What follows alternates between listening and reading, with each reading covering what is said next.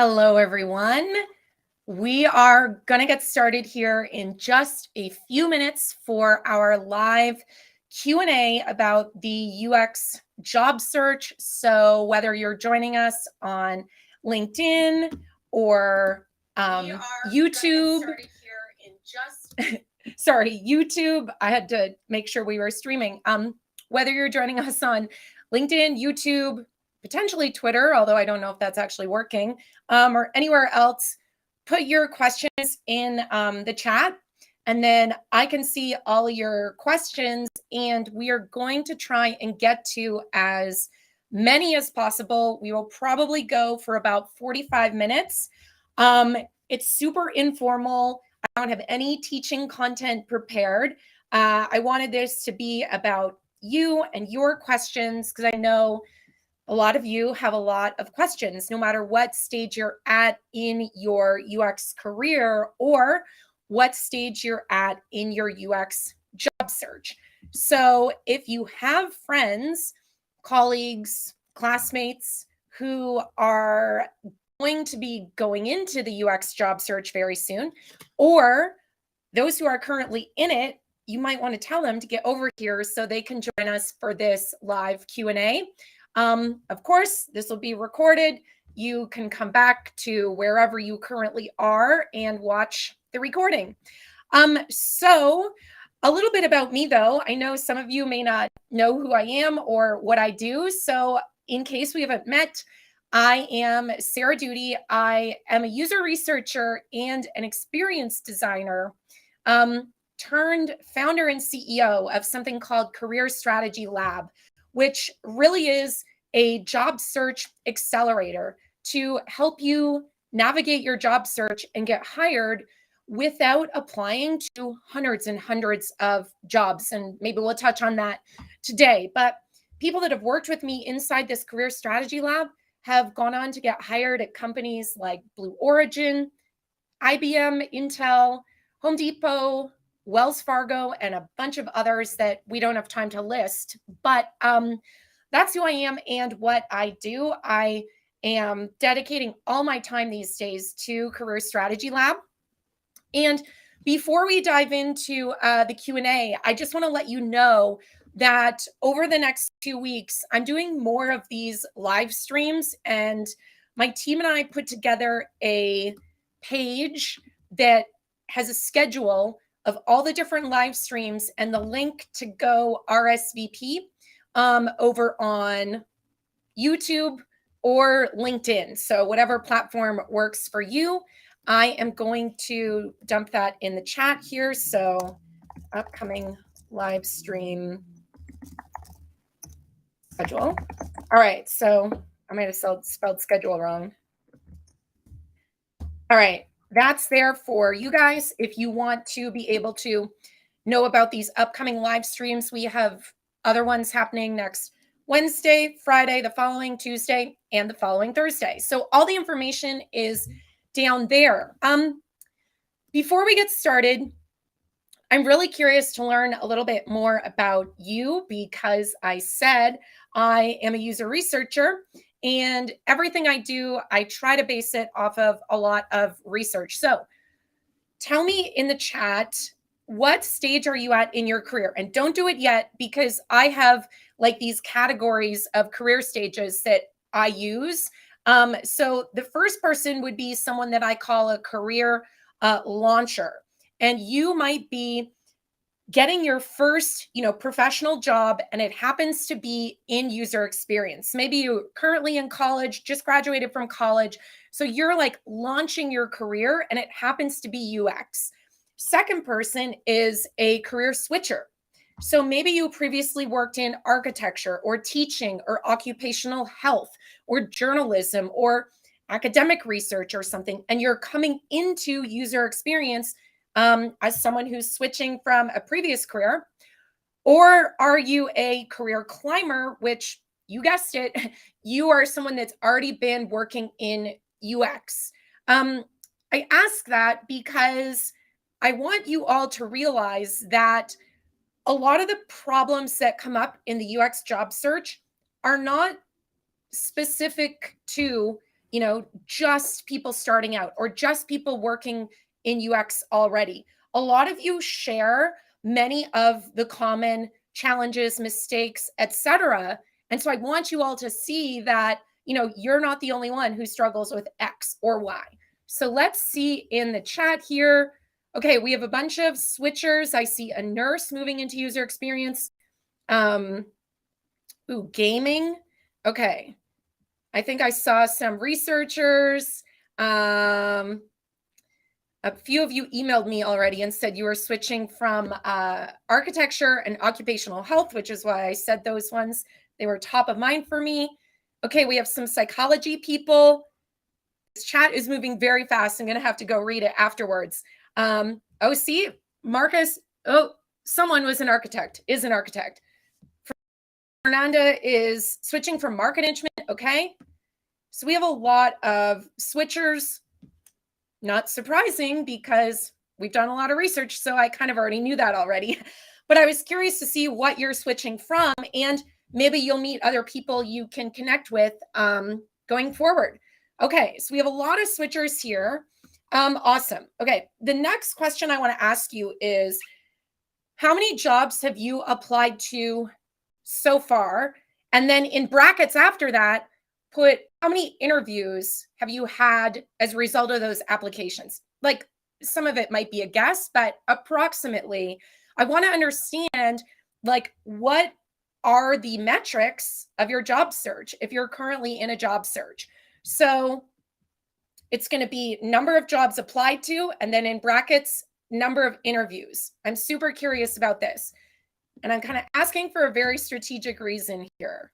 I saw someone say they applied to 30 jobs. Don't know how many interviews you got, but let's see here.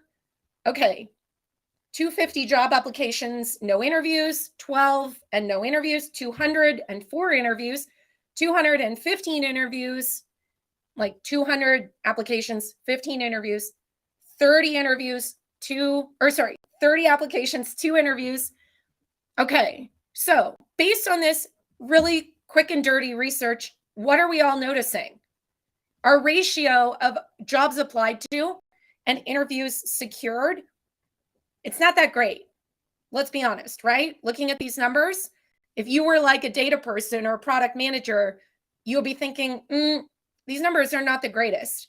Okay, so I asked that for 2 reasons, because A, I want you to realize you are not the only person that this is happening to. But second, I hope that if I were to ask you this question a month from now, those numbers would change, because hopefully we are going to go away from today with some really strategic things you can do to hopefully increase the number of those interviews you are getting. Does that sound good? All right. So I want to go back to some of your questions. And unfortunately, like in the interface I'm using, I can't flag. Oh, actually, I can star questions. Okay, that's good to know. So I'm going to go back through quickly and see if I can star some questions here. Oh, star means pin. Okay, that's annoying, but I'm going to star them anyway. All right, so I'm seeing a bunch of questions. Feel free to ask more questions as well, and we will try and get to them. I'm going to try and cover questions that relate to, all stages of your career. So maybe some will apply to everyone. Some might just apply to people starting out. Some might apply to people that are switching, etc. So let's just highlight some more questions, and then we will get started here. Okay. I am continuing to highlight some questions. I'm going to go down to the bottom. All right. Let's see. You guys are still posting your ratios of jobs applied to and interviews. And some of you are like messaging and saying, yeah, this is a relief, because now I realize I am not the only one. And some of you have been keeping very meticulous numbers, which is interesting. And I highly encourage that. All right. Pin.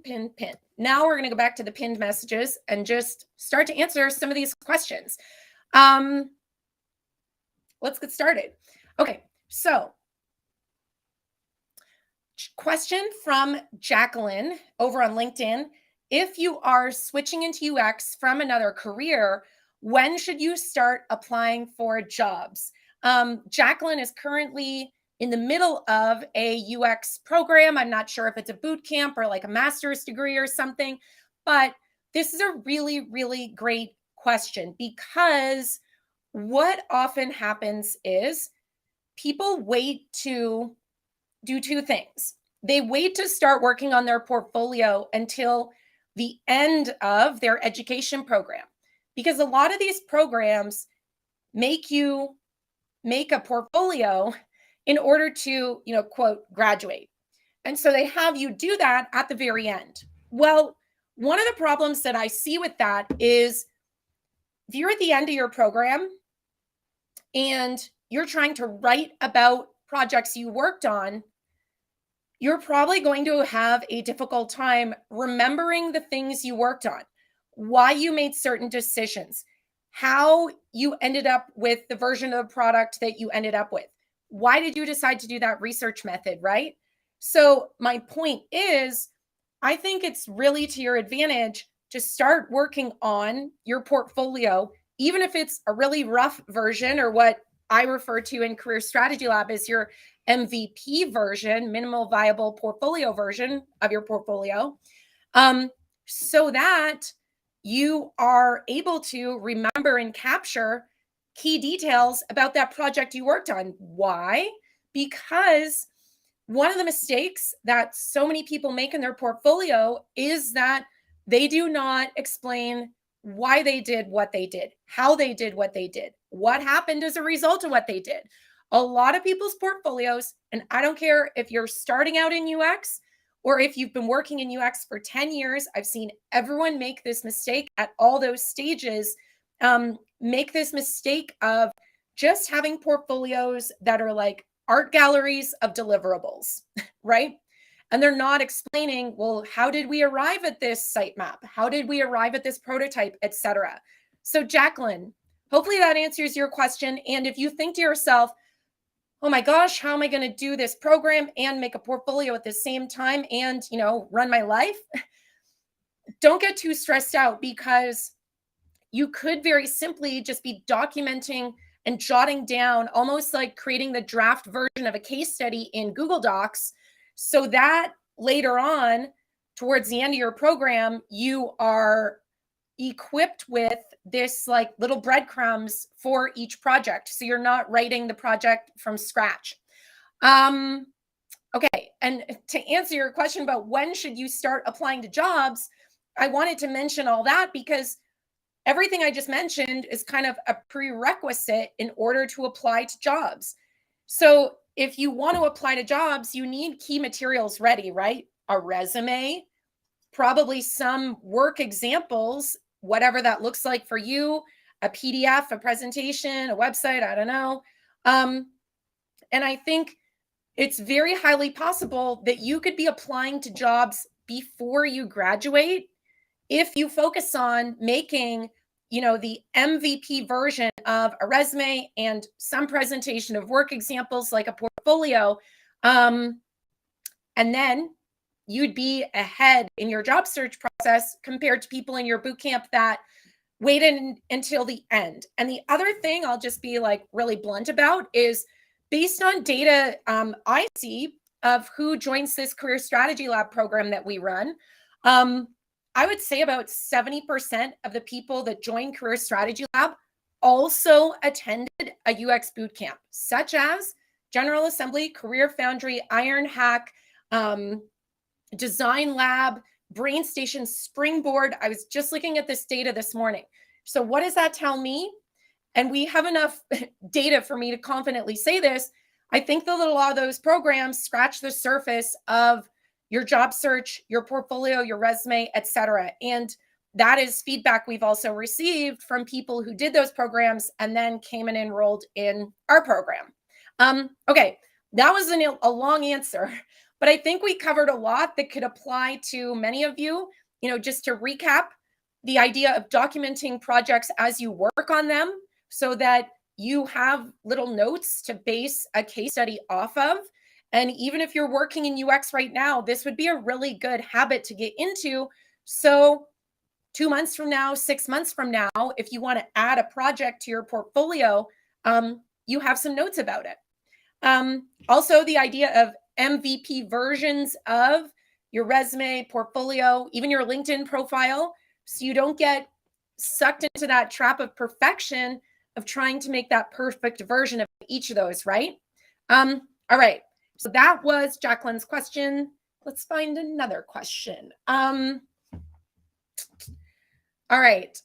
Anonymous LinkedIn user said, how can a career switcher look at their past experience and highlight the transferable skills that they may have? So thinking back to earlier in this chat, I saw some of you were architects, some of you worked in marketing, some of you worked as product managers. I think there was a nurse, occupational therapist, journalists. So for all of you who are switching to UX from another career, the really important thing is that you look at, let's just only talk about your resume first. You look at whatever version you have of your resume right now. And under your job history for, say, your architect position, you probably have a bunch of bullet points already written, right? Which is great. But you have to think to yourself, which of those bullet points really highlights those transferable skills that could be applicable to user experience? And which bullet points maybe don't really matter? Like if I was applying for architecture jobs, it would make sense to include those. But since I'm applying to UX jobs, I could actually probably delete some of those bullet points under that architect position. Now, once you've maybe deleted bullet points that would not really serve you for applying to UX jobs, the next thing you really need to do is, it's very simple. Look at the order of those bullet points. Little changes like just reordering bullet points on your resume can help bring those more important ones up to the top. The other thing I would encourage all of you to do in terms of your resume is make sure that your resume bullet points don't sound like a job description. And what I mean is, it shouldn't sound like I was responsible for, making blueprints for buildings. Like that example, it kind of sounds like a job description and it only scratches the surface of what you did. So instead, you want to try and shift your bullet points from focusing on just a bunch of responsibilities to trying to tie results to that. Now, that does not have to be, I won this award, or we had, this many increase in sales or something like that. That could simply mention software you use to create that, or the scope of it. Like if you're working on some, I don't know, marketing project, for example, like, was it a website with 5 web pages and it was kind of a marketing website, basically just like a digital brochure? Or did you do a website redesign for like an e-commerce website that had lots of like interactivity and a checkout and like things that were a little bit more complex than maybe taking like a brochure and turning it into a website? Hopefully that makes sense. So focus on those transferable skills. Don't have too many bullet points that maybe don't relate to those transferable skills, and consider simple things like the order of those bullet points. And don't let your resume sound like a job description. Try and tie in results, outcomes, things like that. Okay. Let's get to another one. Okay. Lauren said, oops, where'd it go? Oh, now it's on the screen. That's interesting. Okay, it's like we're having a talk show. Lauren asked tips for initial contacts to recruiters, hiring managers, etc. So, like this question comes up all the time. How do I reach out to someone that says they're hiring? How do I cold outreach someone that works at the company I want to work at? So, we don't have time to go into like the detailed kind of framework and almost Mad Libs style way that we teach how to do that inside Career Strategy Lab. But, I can speak from personal experience right now because I also do UX recruiting. Now, don't all of you email me your resume and say, help me find a job, because I can't do that right now. But what I will say is I just did recruiting for a UX designer position, and there were 100 applications in 5 days or something like that. And some people did email me or reach out to me on LinkedIn. So here's examples of what not to do. What not to do is just send in an email that says, hey, I'm interested in the job. Can you tell me more? Or, hey, I saw you posted about the UX designer job. Here's my resume and portfolio. So in those two examples, that example number one, tell me more about the job. When someone sends me a message like that, what's going through my head is, well, I pasted a link or I included a link to the job description. So go read the job description. And if you have questions, ask me a specific question about that job, And that second example of someone who emails me and says, hey, I saw your UX designer position. Please consider me for the role. And they attach their resume and their portfolio. To me, that indicates they didn't go read the job description and or follow instructions, because on the job description, it had specific instructions of how to apply. And those instructions did not say, email me your resume or portfolio, right? So tip number one is to follow the directions. Go read the job description. And I kind of can't believe I have to say that, but after getting into recruiting this year, I've realized this happens a lot. This is a mistake a lot of people make. So what would be examples of better ways to reach out to people that are hiring? So for example, if you see someone post on LinkedIn or Twitter or wherever that their team is hiring, that's great. What do you have to do next? You have to go read that job description, first of all. Then, if you were to send them a message, the message should do a few things. It should, number one, tell them like, hey, I saw the job you posted, and I would include the job title and maybe even a link to the job description or their original post, because some people might be hiring for multiple roles. So tell them you saw the post for the role. And then one really great way to increase the chances that they're going to answer you would be to ask a very simple, short question that they could answer very quickly. So, for example, sometimes people send me questions and they're like paragraphs long. So I don't have time to read that.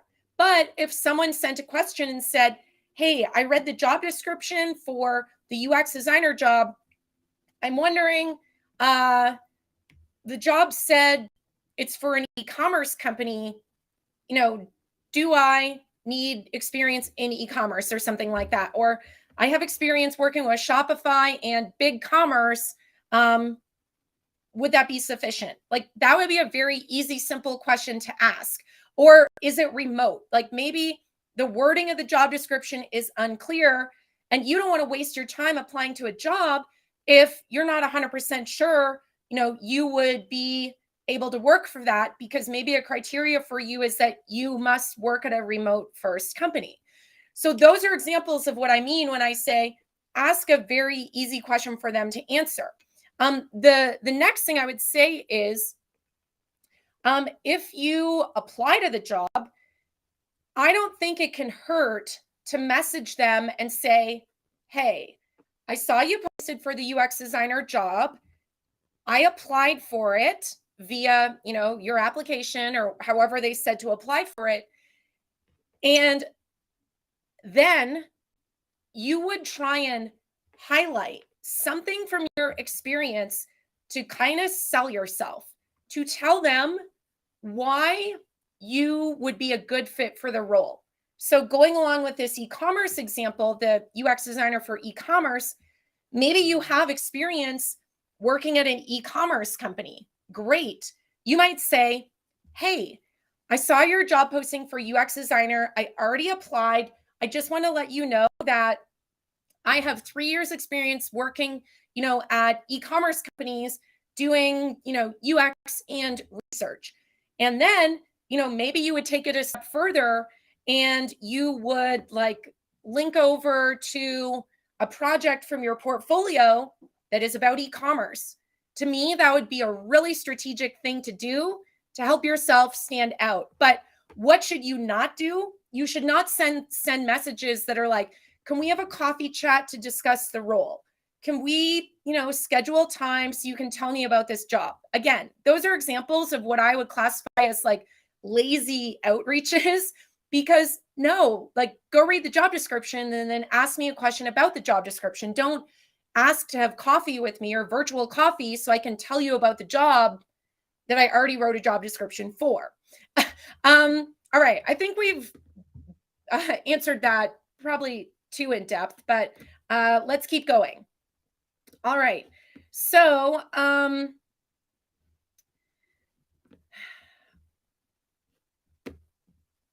let's see. I'm trying to find a few that are going to be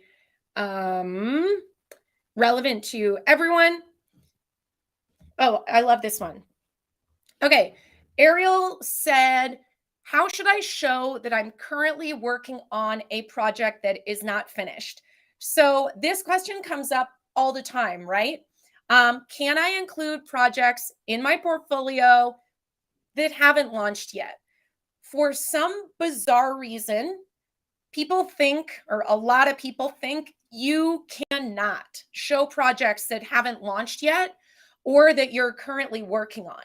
And based on some preliminary, like anecdotal research and just a hypothesis I have, I think that many people believe this because you see all these portfolios that walk through like the double diamond process or the, define, design, blah, blah, blah process. And you think your portfolio, no matter what you do, whether you're a writer or researcher or whatever, has to show each of those steps. And my perspective on this is, if you're a UX writer and you don't plan to also do design, nor do you want to, like, why would your portfolio need to include a design step, right? So my point is, your portfolio doesn't need to show every single step of the UX design process. Therefore, I think it's fine that a project is in your portfolio that hasn't launched yet. And I think one way to communicate this is like just at the beginning of the project, maybe have a little slide. If your portfolio is a PDF, I would have a slide of like project timeline. This project is 6 months long and we're currently on the 4th month. Great. At the outset, at the beginning of starting to skim and scan through that portfolio, I know the project is still in being worked on. So by the time I get to the end of it, I'm not going to wonder to myself, did this launch? Like, why aren't there any kind of conclusions to this project? Because you already told me at the beginning, it's still in progress. Ariel, hopefully that answers your question. All right. Next one is Nadia says, I'm getting to mid or final interviews, but would love tips on sealing the deal. Okay, so you're kind of in this middle category of people where you're applying to jobs and you're getting interviews. So to me, that gives me a few clues, let's say. The researcher in me thinks if you're getting interviews, you must have a pretty good resume. you probably have a pretty good LinkedIn profile. And whatever you're submitting as work examples or a portfolio is interesting enough to get people's attention. So congratulations, Nadia. But to your question, you're not getting job offers after the interviews. So there's many reasons why this could happen, but a couple of things for you to kind of think about. Hopefully these give you kind of like directions to go in as maybe you think about this in the future. But the first thing I would wonder is, in your interviews, I imagine you are being asked to talk about projects you've worked on and present, for lack of a better word, something you've worked on in the past, right? So I would think to yourself, based on all the projects in your portfolio, is there a different one that maybe you could present? Maybe you have just been using the same one over and over and you keep talking about it, but maybe there's another project in your portfolio that might be a better one to use when you're asked to, talk us through something you worked on in an interview. So that would be kind of tip number one. And I would say that project you talk about in an interview, that might change depending on the job you are applying to, right? That's an example of what I teach in terms of trying to tailor your materials, your resume, your LinkedIn, what you talk about in an interview, trying to tailor that to the job you apply to. So, Nadia, that's the first thing I would do. I think the second thing to think about is your ability to talk through the project, whichever one you selected, in your portfolio, because there's a couple of variables at play here, right? You could have a case study in your portfolio that is very easy to read and skim and scan, and there's not too much text and the images are big enough and all those really important and basic things, but you might struggle with actually talking about those projects. So one really good exercise to do, even if you don't want to do it in front of other people, I use this program called Loom, www.loom.com.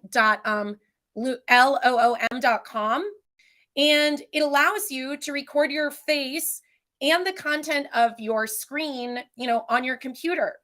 So you might want to set aside 10 minutes and pretend you're talking through a project in an interview, record yourself, and force yourself to go back and watch it. And I know that might feel uncomfortable, but I promise you, if you do that, I think you're going to automatically pick up on maybe repetitive words you say, or places where you spend too long on a slide, and give yourself some really quick areas of improvement when it comes to actually talking about those projects in your portfolio.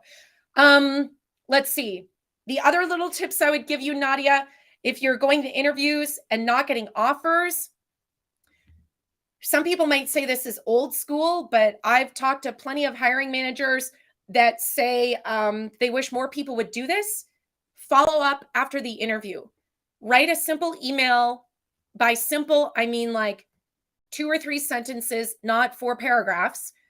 Send it via email, LinkedIn, whatever. Hey, thanks, for inviting me to the interview. And don't just make it awkward and say, thanks for interviewing me. I look forward to the next steps or something. Make it a point to weave in or return to a topic from the interview. So maybe you forgot to mention something that you remembered after the interview and you thought, oh, I forgot to say XYZ. You could mention that in the follow-up email, or you could mention an article you recently read that maybe is relevant to something you talked about in the interview, and that might help you stand out from other candidates. You never know. Anyway, let's move on. I feel like I'm taking too long to answer these, but I don't like giving surface level advice. Okay. So I'm gonna go back to the top. See, okay. I want to go back to all the messages and see what I've been missing in the chat, because I feel like it's just been going off and I have missed a bunch. Okay. Marie, I love your question. Okay. Marie said, I would like advice on recruiters. I get contacted by recruiters often. How do you know what is real, legit versus a scam?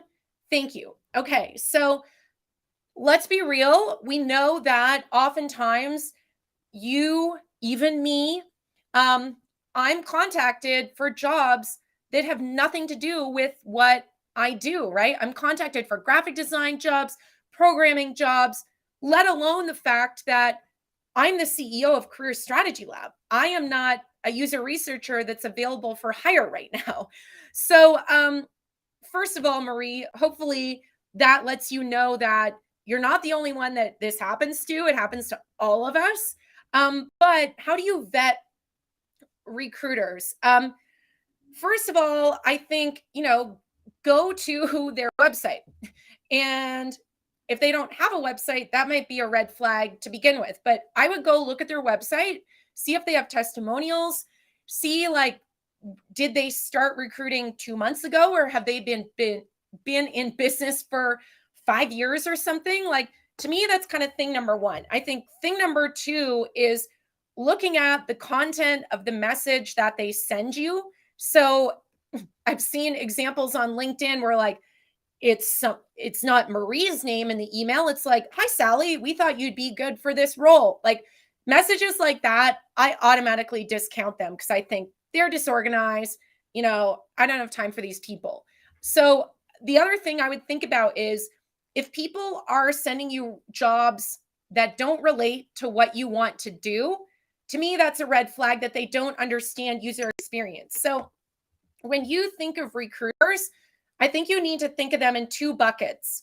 I think recruiters in bucket one work internal at companies. So they work in human resources at Shopify, at IBM, at Home Depot, And I think, and this is not true of everyone, but I think when they are internal to a company, there's a higher chance that they're going to understand the role a little more and reaching out to the right people on LinkedIn or wherever.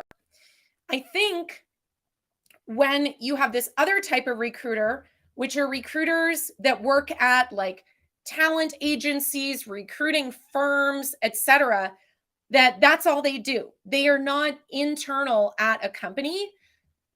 And this is not true of all recruiting firms, but sometimes I think there's a higher likelihood that those people are going to be contacting you for roles that may not be a fit, because let's think of the bigger picture here. A lot of recruiters work on commission basis, right?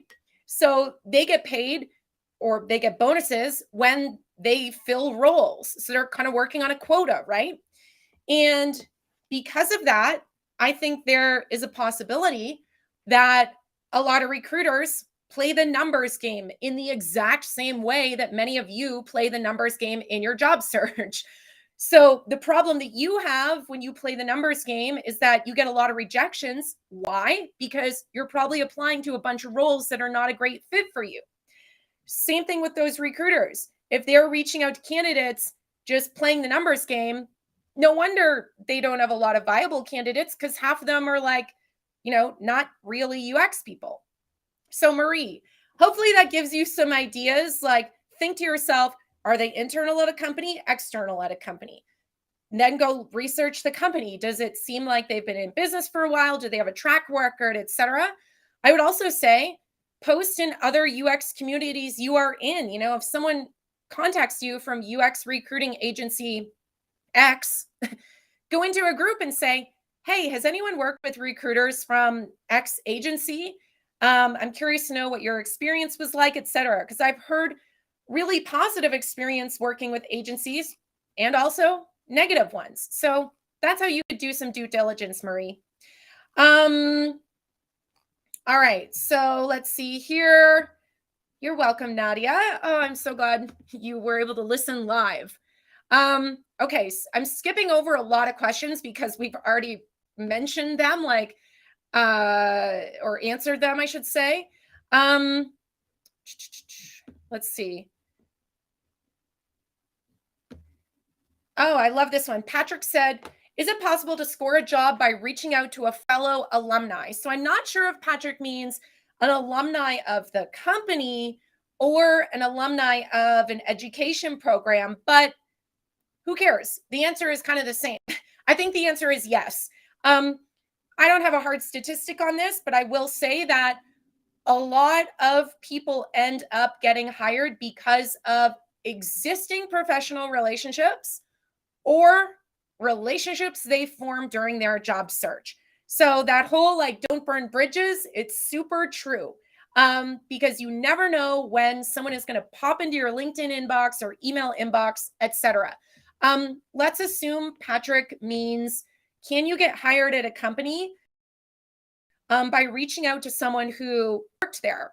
You know, if you are interested in working at Home Depot and you do a search of your LinkedIn network and find that you know someone who used to work at Home Depot, even if they didn't work in user experience, I think that is a great example of where you need to send that former colleague or a friend that used to work at Home Depot an email and say, hey, I know you're not at Home Depot anymore, but I'm looking at roles there and I'm wondering if there's anyone that you know who still works there who you could connect me with so that I could ask them, you know, about the culture there or about what it's like to work remote in a large company. You know, don't just try not to just make it sound like you're saying to them, hey, I know you used to work at Home Depot. Is there anyone there that you could connect me with so they can help me get hired? That seems like a little sleazy to me and lazy. So instead, why that example I just gave you, hey, I know you used to work at Home Depot. Is there anyone there that you could connect me with so I could ask them questions about XYZ? You know, if it's culture, it could be people from any department. If it's specific to like UX or product design, you could be more specific and say, do you know anyone on the UX or product team that I could talk to, you know? And to make that person's life easier, you could go to LinkedIn and find 2 or 3 people through search that work at Home Depot and say to your friend, hey, Bob, I know you don't work at Home Depot, but I'm trying to learn more about what it's like to work on the product team there. Do you know person 1, person 2, person 3 that I, you know, have found that maybe you could introduce me to? And if you know how to use LinkedIn search, you can search by like degree of connection. So you might know that your friend is already connected to those people, you know? Anyway, Patrick, hopefully that answers your question. Okay, another question here. What should be the average time taken for presenting case studies in interviews? Okay, this is an awesome question. And the answer is you should ask them before the interview, like multiple days before the interview. If they have not specified the format or agenda of an interview, I would email them and say, hey, can you tell me what the format is? How long will I have to present a project? That way, you don't get caught off guard and you know exactly how long it will be, you know? And I think even if they say, you know, 20 minutes or something, in the back of your head, you should think to yourself, like, if I had to skip over things, what would I skip over? Because obviously, if they say 20 minutes, hopefully it's 20 minutes, but maybe it ends up being 10 minutes because, you know, someone has to cut the interview short because they have an emergency, you know? So that is like such a proactive thing you can do to help decrease the chances that you get caught off guard in an interview. Let's see. Um,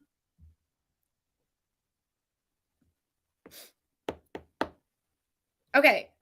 Valerie says, what should we include in a resume summary? Some people say it has to be concise, no fluff. Others say make it sound like you. So by resume summary, I think Valerie means like at the top of your resume, some people have like a little about me statement or, an overview or professional summary or something like that. Here's how I look at that. I literally would think to myself, if someone only read this summary at the top of my resume, what would they know about me?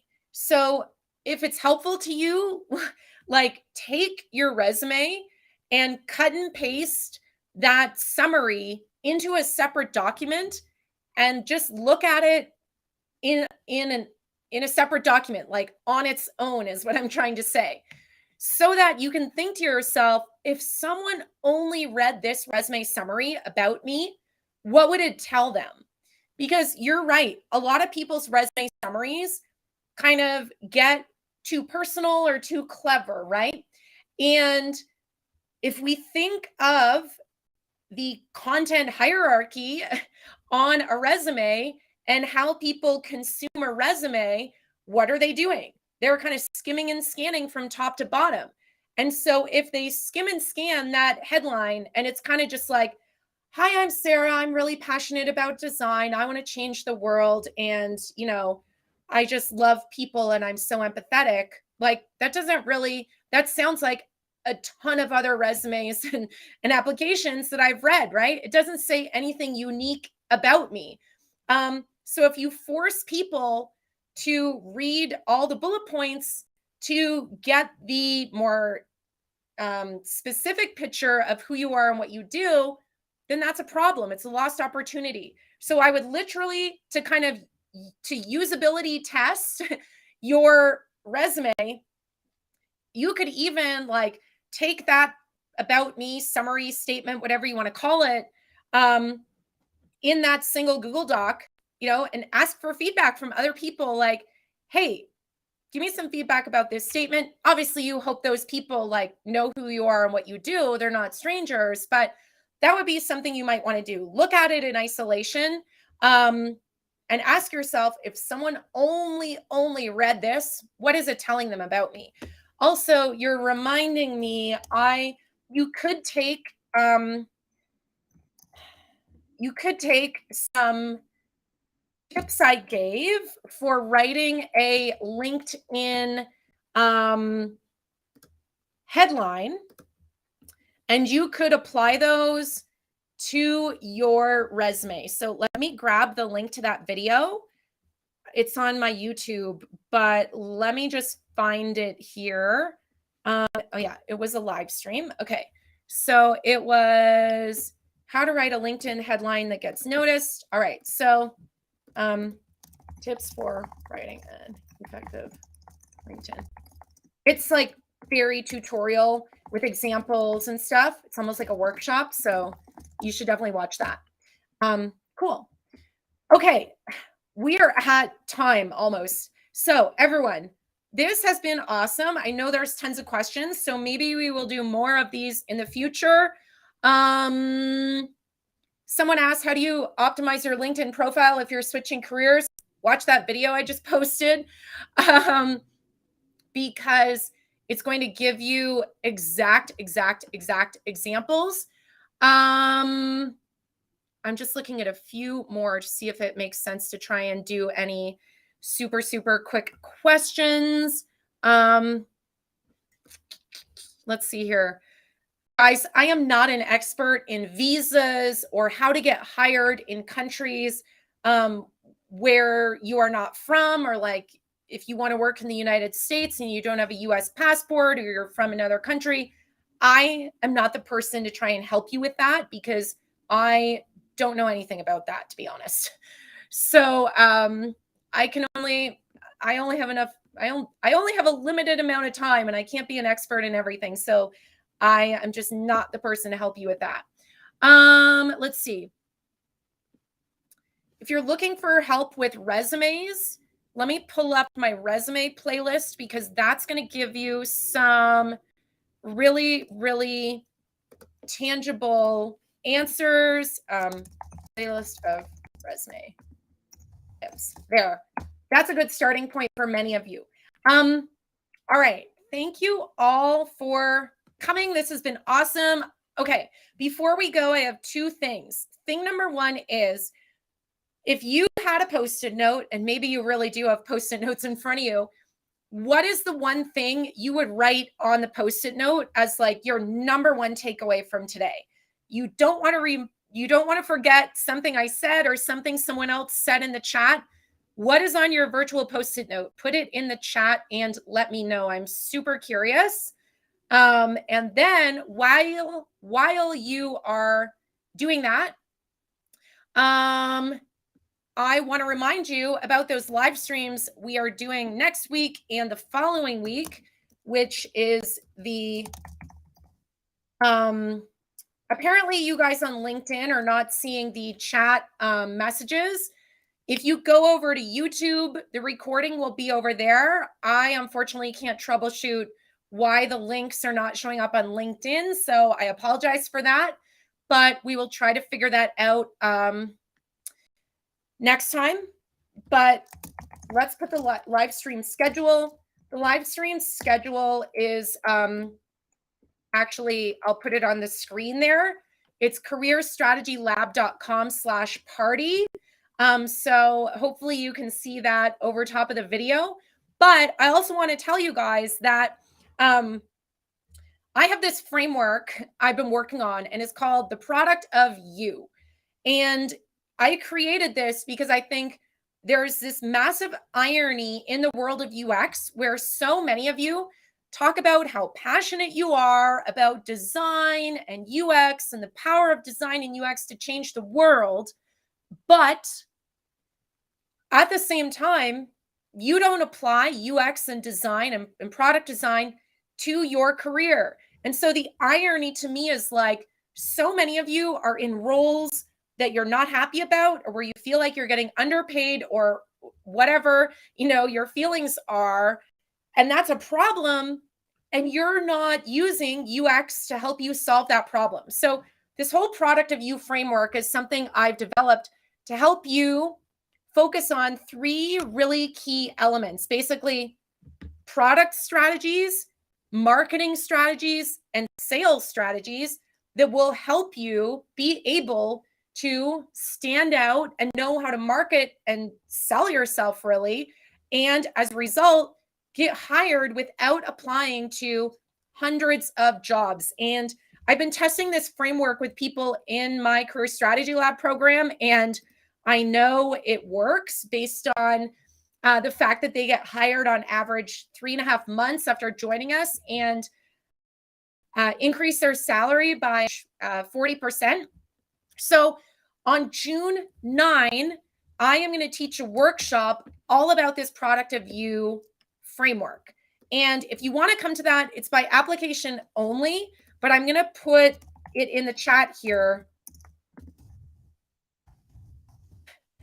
I should have done this before somehow, but that's the link to the workshop. Let me pin it here. Whoops. So that you can see it. It is, oh good, it fit. It's on June 9th. It's called the Product of You Workshop. And it's, if you just go to careerstrategylab.com/workshop, it'll take you to that page where you can learn more about that. There's a video that kind of talks through the product of you a little bit more. But thank you all for coming today. Your questions were awesome. And oh yeah, I wanted to see what you said on your Post-it note. Be specific about your questions when reaching out to recruiters. Love it. Okay, Marcus said, be relevant to the job, not lazy. If you're serious and sincere about applying for a role, act like it. I love it. I want that Post-it note. Okay.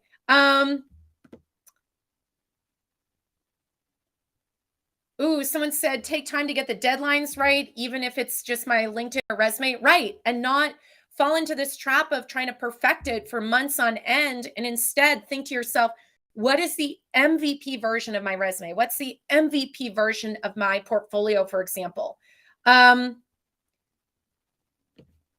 Oh yeah, follow up after interviews and don't be afraid to pitch yourself, in 2 or 3 sentences, not 5 paragraphs. All right. Follow up after interviews. Okay, awesome. Another one said tailor your portfolio not just but with the whys and hows. Exactly. Jennifer said to do a test presentation with Loom. Yes, Loom is free. It's awesome. And hey, bonus tip, you could take that recording and send it to a couple of people and say, hey, can you watch this portfolio presentation I did, like mock presentation? And then the really cool thing about Loom is that below the video, there's a comment box and people can comment, and those comments are attached to like the exact frame in that video. So it'll make it really easy for you to gather feedback about your mock presentation. Be respectful of people's time. I love it. I love it, Ellen. All right. Everyone, that is all we have time for. I apologize that these links weren't coming through on LinkedIn. I didn't know it until the end when someone pointed it out. I will ask Restream how to make that happen, because that is the software I use to be able to be on LinkedIn and YouTube at the same time. But hope to see you next week and would love to see you on June 9th for this private workshop I'm teaching. It's free, about the product of you, but you have to apply to come to that, so we can make sure it's at the right stage, or you're at the right stage, because I don't want to waste your time. And if I think, oh, you're like way too early for this, then we'll tell you apply later. All right. Thank you, everyone. And we'll see you next Wednesday, June 1st. We're doing another live stream. So if you follow me on LinkedIn or YouTube, you'll get a reminder. All right. Have an awesome day, everyone. Thanks for your questions. Bye.